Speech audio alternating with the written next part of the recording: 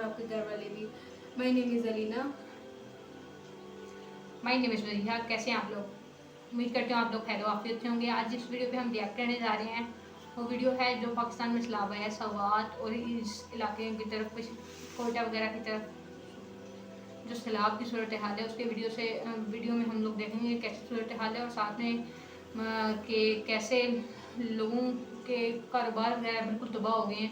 इनके एकदम से आप लोगों के ऊपर आफत टूट पड़ी तो आप लोग कैसे रिएक्ट कर सकते हैं। लेकिन दो चीज़ें हो रहे हैं। मैंने सोशल मीडिया पे देखा कि लोग लाल परचम उठाए हुए और इमाम अब्बास अलैहिस्सलाम का नाम लेकर वो पानी को रोकने की कोशिश कर रहे हैं।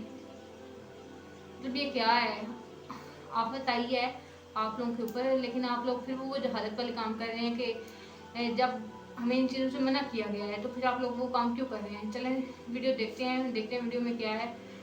वीडियो हसन टीवी की तरफ से है तो काइंडली इनके चैनल को सब्सक्राइब लाजमी कीजिएगा। ये काफ़ी इन्फॉर्मेशन वीडियो हम तक पहुँचाते हैं। और दूसरा हमारे चैनल को सब्सक्राइब लाजमी कीजिएगा और साथ में शेयर भी लाजमी कीजिएगा ताकि ज़्यादा से ज़्यादा सब्सक्राइबर पूरे हो सके और वॉच टाइम भी पूरा हो। तो वीडियो शुरू करते हैं।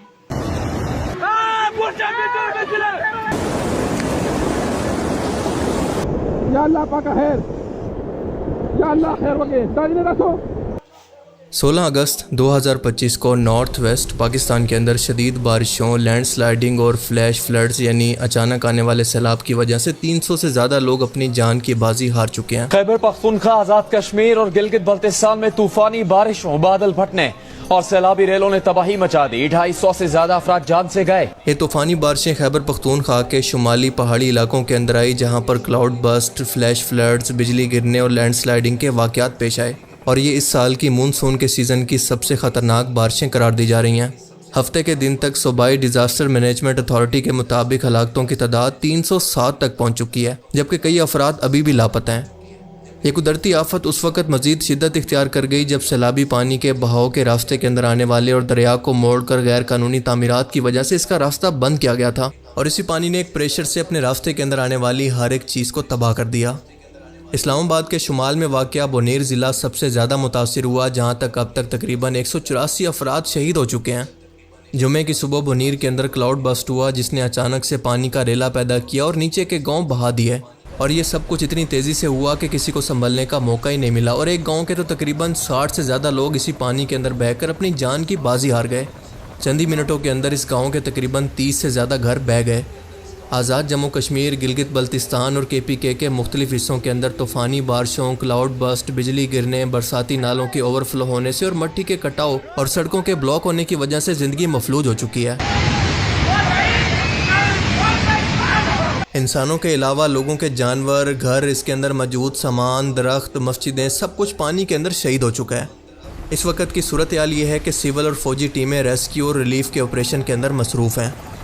और आपको बताता चलूँ कि सिर्फ पाकिस्तान के अंदर ही नहीं बल्कि भारत और नेपाल के कुछ हिस्से भी गुज़श्ता हफ्ते शदीद बारिशों और सैलाब से मुतासिर हुए हैं। और बेशक ये अल्लाह की नाराज़गी और कुदरती आफत की सूरत अजाब है, लेकिन पाकिस्तान के अंदर इस कदर शदीद तबाही की वजह सिर्फ ये कुदरती आफत नहीं है बल्कि इसके अंदर इंतज़ामिया भी बराबर की शरीक है।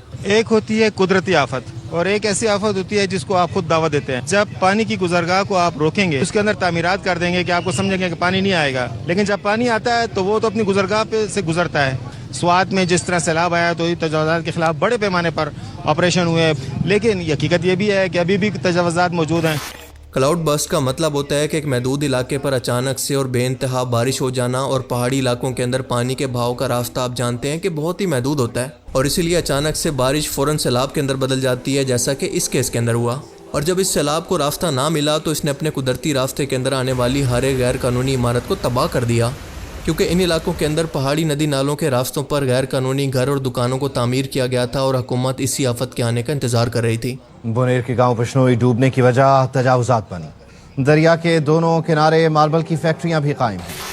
और इसकी दूसरी वजह है क्लाइमेट चेंज, जिसका शिकार सिर्फ पाकिस्तान ही नहीं बल्कि पूरी दुनिया इसका शिकार हो रही है। माहिरीन के मुताबिक मानसून की बारिशें इस साल पहले से 10 से 15% ज़्यादा हो रही हैं और पाकिस्तान के शुमाली खित्ते के अंदर बढ़ती हुई गर्मी और बर्फानी ग्लेशियर्स का तेज़ी से पिघलना भी पानी के दबाव के अंदर इजाफा कर रहा है और इसी की वजह से पानी के बहाव के अंदर इसकी सतह के अंदर इजाफा होता है और यही सैलाब की वजह बनती है। और इसके अलावा ज़मीन के खिसकने यानी लैंड स्लाइडिंग का ख़तरा भी इसके अंदर शामिल है, क्योंकि बारिश के साथ साथ ज़मीन नरम हो जाती है और कई जगहों पर लैंड स्लाइडिंग होती है और इसी लैंडस्लाइडिंग की वजह से सड़कें, मकानात और पुल तबाह हो गए, जिसकी वजह से रेस्क्यू ऑपरेशन भी मज़ीद मुश्किल हो गया। और यहाँ की सूबाई हुकूमत का ये हाल था कि वार्निंग सिस्टम यानी अर्ली वार्निंग सिस्टम वक्त पर लोगों को वार्निंग नहीं दे सका, जिसकी वजह से कई लोगों की जान बचाई जा सकती थी जो कि नहीं बचाई गई। दूसरी वजह कि सैलाबी पानी को रोकने के लिए या फिर महफूज रास्तों पर बहाने के लिए कोई डैम्स या फिर हिफाजती बंद यहाँ पर मौजूद ही नहीं थे, और यहाँ पर मौजूद आवाम को पहले से निकालने के लिए कोई मौसर इंतज़ाम भी मौजूद नहीं था।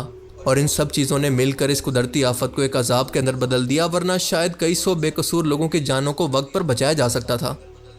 और इसी सैलाब और तबाही के खौफ के दौरान ऐसे अफसोसनाक वाक़यात भी रिपोर्ट हुए जिनको देखकर इंतहाई अफसोस हुआ कि लोगों की जहालत और कम इल्मी यहाँ तक पहुँच चुकी है।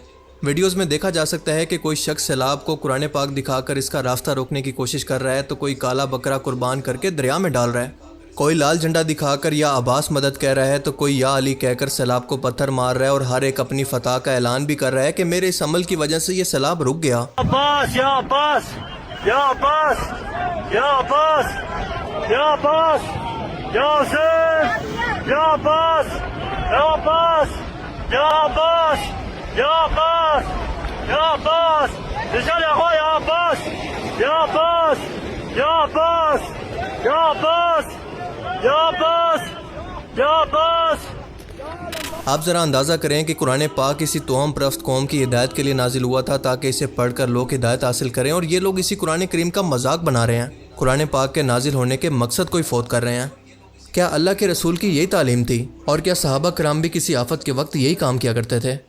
क्यों कुरान पाक जैसी मुकद्दस किताब को तख्ते मश्क बना रहे हैं ये जाहिल और तोहम परस्त लोग? आप मुझे बताएं कि इस आफत को भेजने वाला कौन है? अल्लाह। तो क्या ये अल्लाह के कलाम को अल्लाह को दिखाकर इसी फैसले को चैलेंज कर रहे हैं? ये क्या लॉजिक है? इसी सैलाब के अंदर न जाने कितने घर बह गए जिनके अंदर कुरान पाक मौजूद था, कितनी मस्जिदें शहीद हो गई, इनके अंदर भी कुरान पाक मौजूद था, लेकिन अल्लाह ने किसी की हिफाजत का जिम्मा नहीं लिया।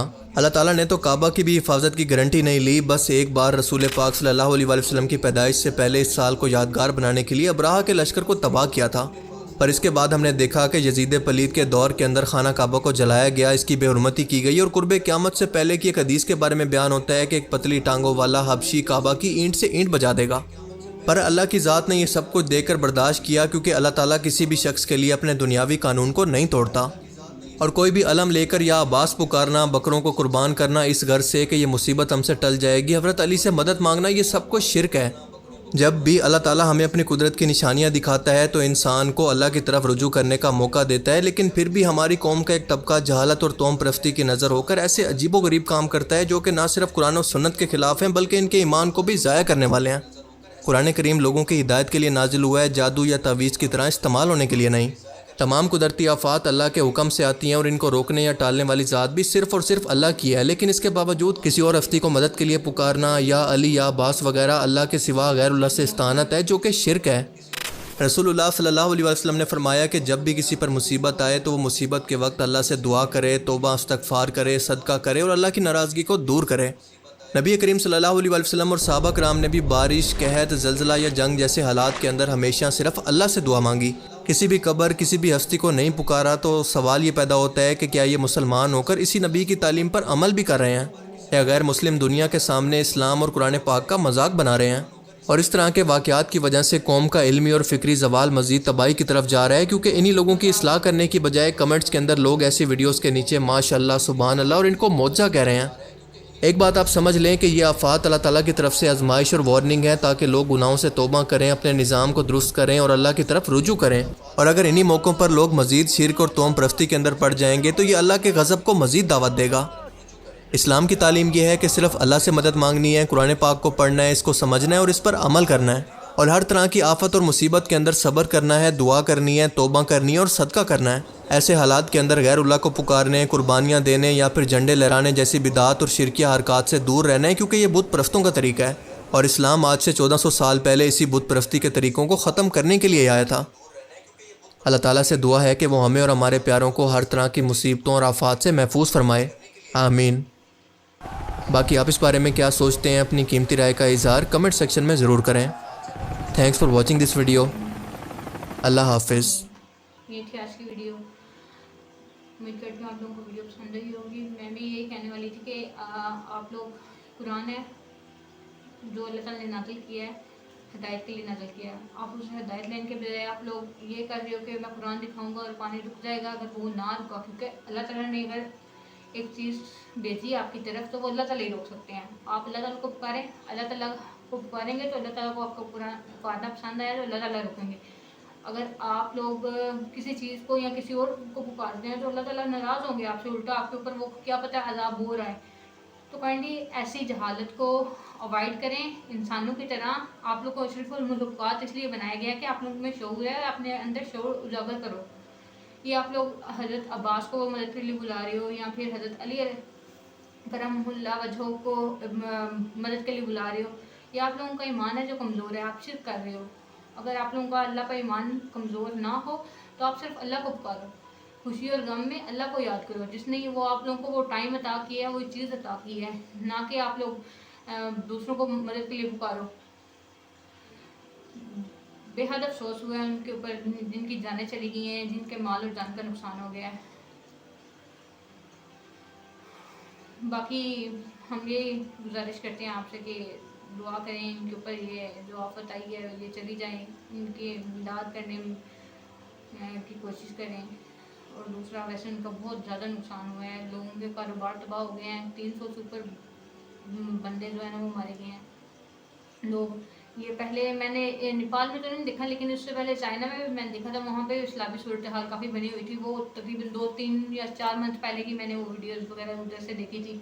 पर भारत में भी मैंने देखा है कि वो अभी 1-2 हफ्ते पहले उनके वहाँ पे भी एक था, उनका शुमाली इलाका ही था, पहाड़ी इलाका ना, तो वहाँ पे भी लैंड स्लाइडिंग का ऐसे ही हुआ था कि उनके पूरे को पूरे घर बह गए थे उसमें, ज़्यादा बारिश बरसने की वजह से एक जगह पे ज़्यादा बारिश हुई है।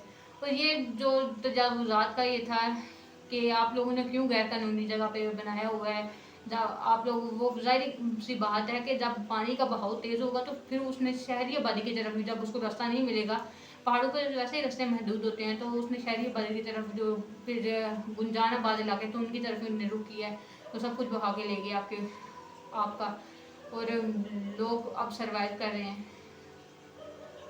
चले, होप सो आपको वीडियो पसंद आई होगी। नेक्स्ट वीडियो आपसे मिलते हैं, उससे पहले हम हमारे चैनल को सब्सक्राइब, वीडियो को लाइक और वीडियो को शेयर भी जरूर कीजिएगा, और साथ में कमेंट भी जरूर कीजिएगा आपको कैसी लगी ये वीडियो और आपका इस बारे में क्या ख्याल है।